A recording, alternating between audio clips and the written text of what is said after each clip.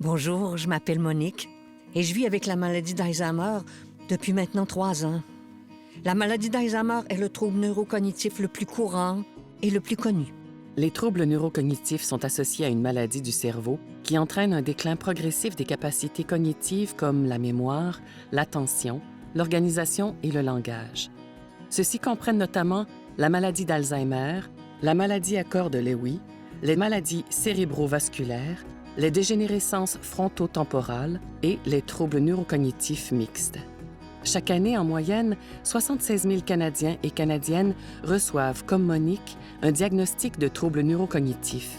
La majorité des personnes sont âgées de plus de 65 ans, mais d'autres développent des symptômes lorsqu'elles sont plus jeunes. D'ici 2030, il est estimé que près d'1 million de personnes seront touchées par un trouble neurocognitif au Canada. Malgré le nombre important de personnes touchées, la population est peu informée sur cette problématique. Il m'est arrivé souvent de rencontrer des gens de mon entourage qui avaient de la difficulté à comprendre ma situation malgré leurs bonnes intentions. Je veux donc partager mon histoire avec vous. Depuis que j'ai fait l'annonce de mon diagnostic à mon entourage, certains ont tendance à me parler comme si j'étais une enfant. D'autres s'adressent maintenant à mon mari à mon sujet. Même lorsque je suis présente, j'ai aussi beaucoup moins de contact avec mes amis depuis mon diagnostic.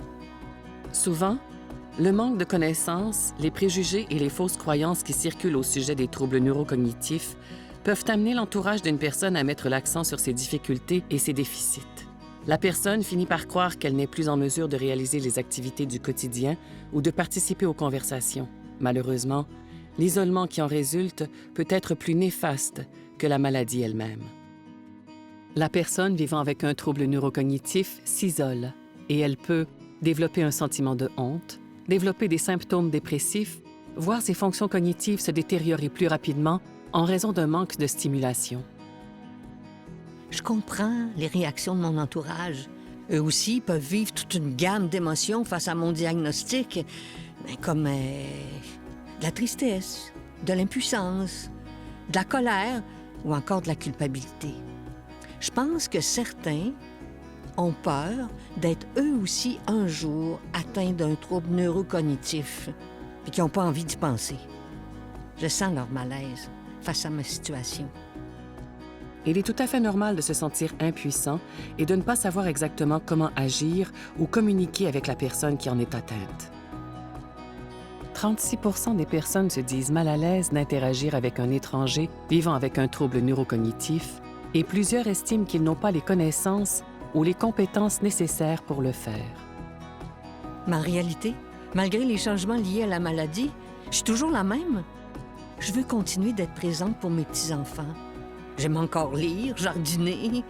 Je peux continuer à être active dans ma communauté, faire les activités qui me tiennent à cœur, puis avoir une vie bien remplie. La personne vivant avec un trouble neurocognitif éprouve, comme quiconque, le besoin d'être considérée comme une personne à part entière, et ce, malgré la maladie. Il est donc important de se centrer sur le moment présent, de mettre l'accent sur ses forces et non sur les déficits associés à la maladie. Le maintien des liens sociaux et la réalisation d'activités quotidiennes stimulantes permettront à la personne de se sentir incluse et utile dans sa communauté. Par moments, je sens aussi que mon entourage se questionne sur mon diagnostic, mais n'ose pas m'en parler. Effectivement, le manque de connaissances sur le sujet peut vous amener à vous poser de nombreuses questions. Est-ce que je devrais aborder le diagnostic? Est-elle prête à en parler? Est-ce que je fais semblant de ne pas être au courant? De quoi pourrais-je bien lui parler? Qu'est-ce que je pourrais bien faire avec elle? Est-ce que je dois changer ma façon de communiquer avec elle? Il est important de parler ouvertement des troubles neurocognitifs afin que les personnes inquiètes de leur santé cognitive et celles touchées par la maladie n'hésitent pas à aller chercher l'aide dont elles ont besoin. Maintenant que mon entourage est mieux informé et sensibilisé au sujet des troubles neurocognitifs, on profite de moments agréables ensemble.